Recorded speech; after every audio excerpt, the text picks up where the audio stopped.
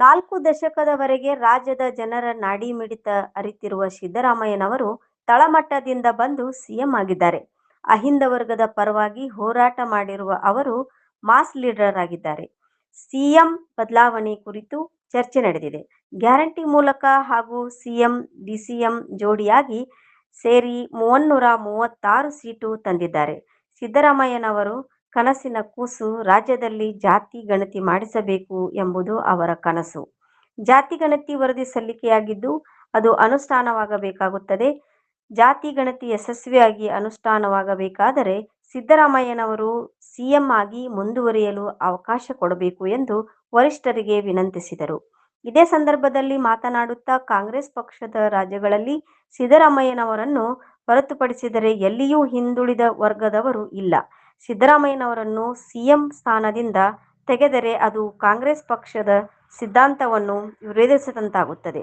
ಹಾಗಾಗಿ ಆ ಅವಧಿಯನ್ನು ಪೂರ್ಣಗೊಳಿಸಲು ಅವಕಾಶ ಮಾಡಿಕೊಡಬೇಕು ಎಂದರು. ಇನ್ನು ಅಕಸ್ಮಾತ್ ಸಿದ್ದರಾಮಯ್ಯನವರನ್ನು ತೆಗೆಯಬೇಕಾದರೆ ಯಾವ ಕಾರಣಕ್ಕೆ ಎಂಬುದನ್ನು ರಾಜ್ಯದ ಜನರಿಗೆ ಬಹಿರಂಗಪಡಿಸಬೇಕು ಎಂದರು.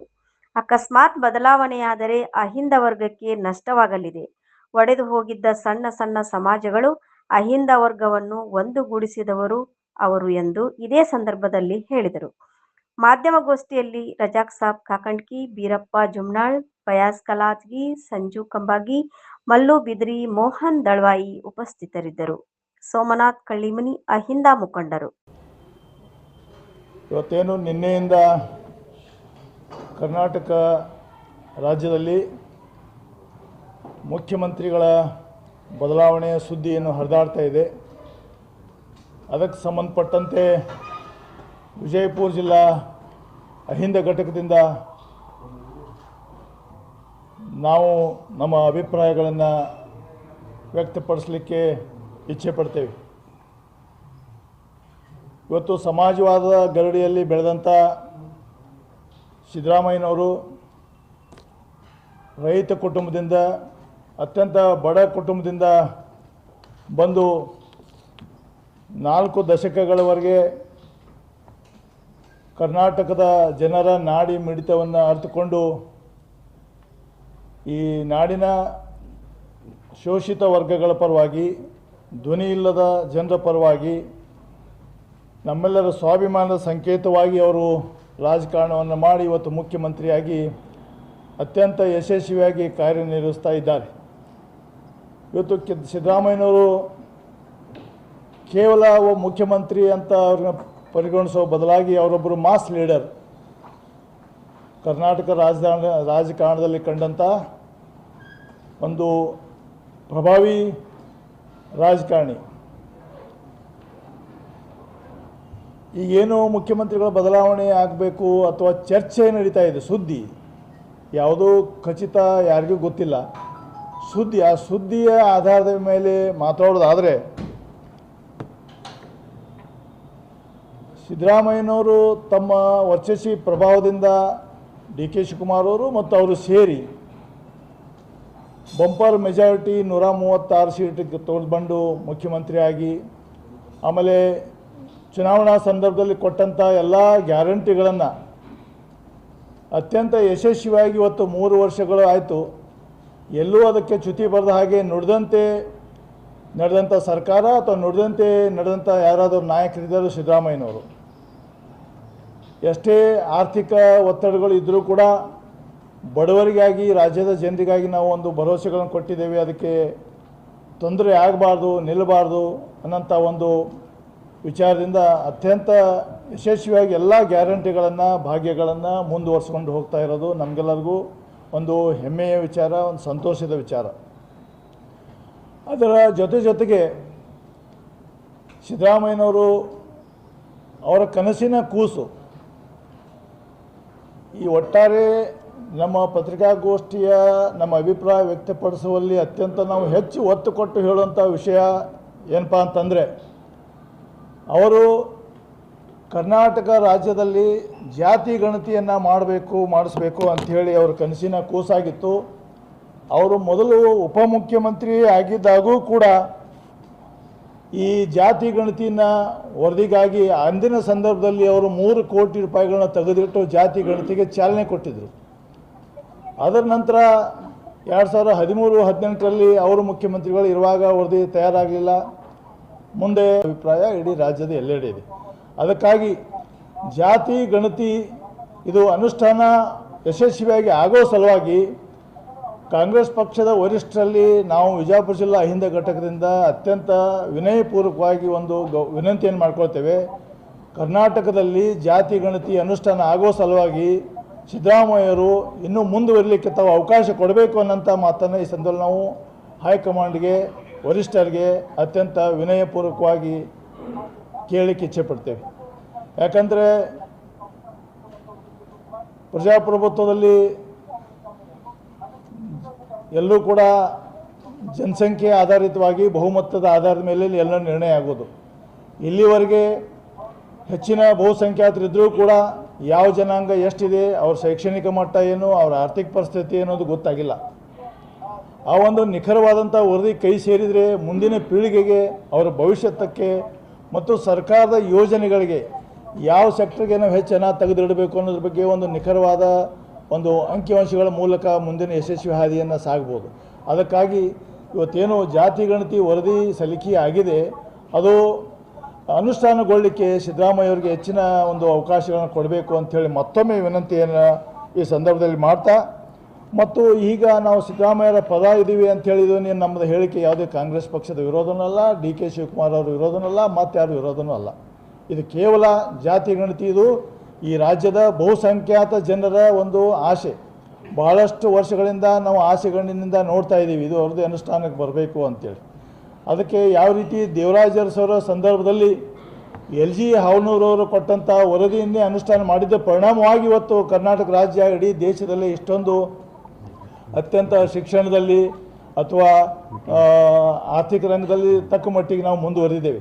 ಇವತ್ತು ಹಾಸ್ಟೆಲ್ಗಳು ಪರಿಕಲ್ಪನೆ ಏನಾದರೂ ಕರ್ನಾಟಕದಲ್ಲಿ ಸಮಾಜ ಕಲ್ಯಾಣ ಇಲಾಖೆ ವತಿಯಿಂದ ಆಗಿದ್ದರೆ ಅದು ದೇವರಾಜ್ ಅರಸ ಕಾಲದಲ್ಲಿ ಮತ್ತು ಹಾವನೂರು ವರದಿಯ ಫಲವಾಗಿ ಇವತ್ತು ಹಾಸ್ಟೆಲ್ಗಳನ್ನು ನಾವು ಕಂಡಿದ್ದೇವೆ. ಎಲ್ಲರೂ ಸಹ ನಾವು ಹಾಸ್ಟೆಲಲ್ಲಿ ಕಲಿತು ಈ ಮಟ್ಟಕ್ಕೆ ಶಿಕ್ಷಣವನ್ನು ಪಡೆದಿದ್ದೇವೆ.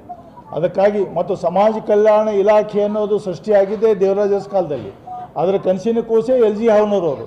ಅದಕ್ಕಾಗಿ ಯಾವ ರೀತಿ LG ಹಾವನೂರು ವರದಿ ಇದು ರಾಜ್ಯದಲ್ಲಿ ಪ್ರಗತಿಗೆ ಕಾರಣ ಆಗಿದೆ, ಆ ಕಾರಣಕ್ಕೆ ಇವತ್ತಿನ ಕರ್ನಾಟಕದ ನಮ್ಮ ಜಾತಿ ಗಣತಿ ವರದಿ ಕೂಡ ಕರ್ನಾಟಕ ಇನ್ನೂ ಹೆಚ್ಚಿನ ಒಂದು ಉತ್ತುಂಗಕ್ಕೆ ಹೋಗಲು ಸಾಧ್ಯ ಆಗ್ತದೆ.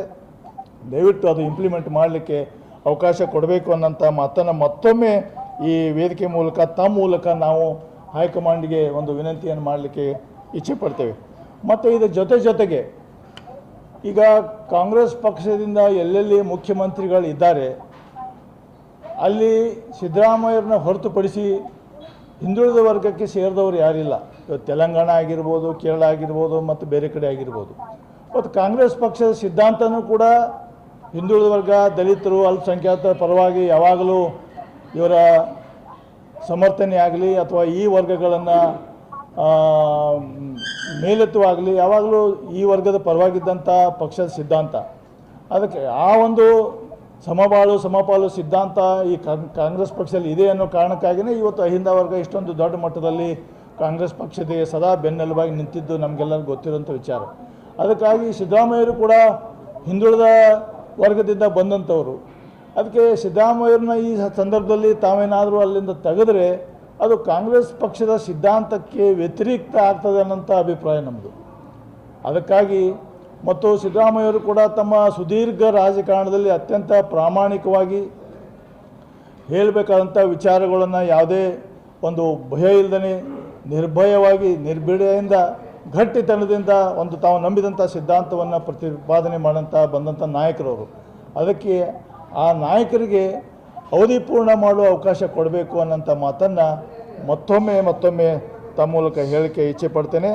ಮತ್ತು ಈಗ ಈ ವರ್ಗದ ನಾಯಕರಿಗೆ ಈಗೇನು ಸುದ್ದಿ ಆಧಾರ ಮೇಲೆ ಮಾತಾಡೋದು ಯಾವುದಾದ್ರು ಖಚಿತ ಯಾವುದಿಲ್ಲ, ಅದು ಏನು ಅವ್ರಿಗೆ ಗೊತ್ತು.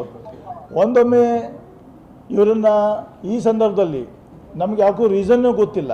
ಒಂದು ವೇಳೆ ತೆಗೆಯುವಂಥ ಚರ್ಚೆ ನೀವು ಮಾಡಿದರೆ ಅದು ಯಾವ ಕಾರಣಕ್ಕಾಗಿ ಅನ್ನೋದಾದರೂ ನಮ್ಮ ಕರ್ನಾಟಕದ ಜನರಿಗೆ ಗೊತ್ತುಪಡಿಸ್ಬೇಕು. ನಮಗೆ ರೀಸನ್ ಏನಂತ ಗೊತ್ತಾಗ್ತಾ ಇಲ್ಲ, ಈ ಚರ್ಚೆ ಯಾಕೆ ನಡೀತಾ ಇದೆ ಅಂತ ಗೊತ್ತಾಗ್ತಾ ಇಲ್ಲ. ಯಾವ ಕಾರಣಕ್ಕಾಗಿ ಸಿದ್ದರಾಮಯ್ಯವ್ರನ್ನ ತಾವು ತೆಗಿಲಿಕ್ಕೆ ಸುದ್ದಿ ಆಧಾರದ ಮೇಲೆ ಮಾತಾಡೋದಾದರೆ ಈ ಚರ್ಚೆ ಯಾಕೆ ನಡೀತಾ ಇದೆ, ಸಿದ್ದರಾಮಯ್ಯವ್ರನ್ನ ತಾವು ಯಾವ ಕಾರಣಕ್ಕೆ ತೆಗಿಲಿಕ್ಕೆ ಬಯಸ್ತೀರಿ ಅನ್ನೋದನ್ನು ಕೇವಲ ಅಹಿಂದ ವರ್ಗಕ್ಕೆ ಮಾತ್ರ ಅಲ್ಲ, ಅಹಿಂದ ವರ್ಗ ಅಂತೂ ನಾವು ಭಾಳ ಗಟ್ಟಿತನದಿಂದ ಕೇಳ್ತಾ ಇದ್ದೀವಿ. ಯಾವ ಕಾರಣಕ್ಕಾಗಿ ತೆಗಿತೀರಿ, ಸಿದ್ದರಾಮಯ್ಯವ್ರ ತಪ್ಪೇನು ಅದನ್ನು ಹೇಳಬೇಕು. ಮತ್ತು ರಾಜ್ಯದ ಜನರಿಗೆ ಕೂಡ ತಾವು ವಿಷಯ ಸ್ಪಷ್ಟಪಡಿಸಬೇಕು, ಯಾವ ಕಾರಣದಿಂದ ತಾವು ಬದಲಾಯಿಸ್ತಾ ಇದ್ದೀರಿ. ನಾಯಕತ್ವ ಬದಲಾವಣೆಗೆ ಜನರು ಕೇಳ್ತಾ ಇದ್ದಾರೆ. ಮತ್ತು ಇನ್ನು 2 ವರ್ಷದಲ್ಲಿ ನಾವು ಚುನಾವಣೆಗೆ ಹೋಗ್ತಾ ಇದ್ದೀವಿ. 2 ವರ್ಷ ಚುನಾವಣೆ ಹೊಸ್ತಿಲದಲ್ಲಿ ನಾವು ಇದ್ದೀವಿ. ಈಗ 60% ಸಮಯ ಮುಗಿದು ಹೋಗಿದೆ. ಅದಕ್ಕಾಗಿ ಇದನ್ನು ಈ 2 ಅಂಶಗಳನ್ನು ಸ್ಪಷ್ಟಪಡಿಸಬೇಕು ಅನ್ನೋಂಥ ಮಾತನ್ನು ಈ ಸಂದರ್ಭದಲ್ಲಿ ಹೇಳಿಕೆ ಇಚ್ಛೆ ಪಡ್ತೇನೆ.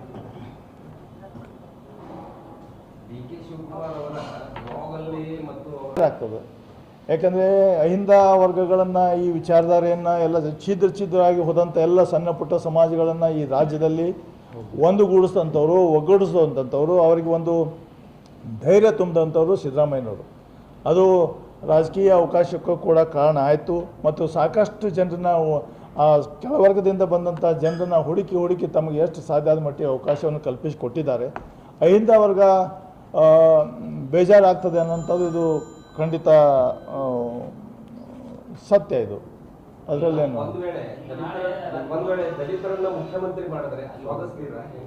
ಅಹಿಂದ ವರ್ಗದವರು ಮತ್ತು ನಾವು ಅಹಿಂದ ನಮ್ಮ ವಿಚಾರಗಳು ಇದ್ದಾಗ ಅದು ನಾವು ಹೈಕಮಾಂಡ್ ನಿರ್ಧಾರ ಅವ್ರು ಯಾರನ್ನು ಮಾಡಿದ್ರು ಸ್ವಾಗತ ಮಾಡ್ತೀವಿ. ಬಟ್ ನಮ್ಮದು ಅಭಿಪ್ರಾಯ ಸಿಕ್ಕಂಥ ಅವಕಾಶವನ್ನು ಪೂರ್ಣಿ ಮಾಡಲಿಕ್ಕೆ ಮತ್ತು ವಿಶೇಷವಾಗಿ ನಾವೊಂದು ಈ ಸಿದ್ಧಾಂತದ ಆಧಾರದ ಮೇಲೆ ಮಾತಾಡ್ತಾ ಇದ್ದೀವಿ.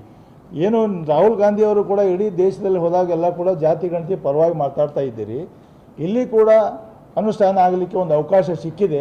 ಮತ್ತು ಕರ್ನಾಟಕದಲ್ಲಿ ಮೊದಲು ಧ್ವನಿ ಎತ್ತದವರೇ ಸಿದ್ದರಾಮಯ್ಯನವರು. ಅದಕ್ಕೆ ಅದರ ಪೂರ್ಣಾವಧಿ ಪೂರೈಸಿದರೆ ಇದು ಜಾತಿ ಗಣತಿ ಅನುಷ್ಠಾನ ಇನ್ನೂ ಕಾಂಗ್ರೆಸ್ ಬಲಿಷ್ಠ ಆಗ್ತದೆ. ಆಮೇಲೆ ಇಲ್ಲಿ ಕೂಡ ವಿರೋಧ ಪಕ್ಷದ ಗೊತ್ತಿದೆ 28ಕ್ಕೂ ಕೂಡ ಖಚಿತವಾಗಿ ನಾವು ಕಾಂಗ್ರೆಸ್ ಪಕ್ಷನೇ ಅಧಿಕಾರ ಬರ್ತೇವೆ ಅಂತೇಳಿ ಇನ್ನೂ ಒತ್ತಿ ಹೇಳ್ಬೋದು. ಈ ರಾಜ್ಯದ ರಾಜಕೀಯ ಇತಿಹಾಸಗಳು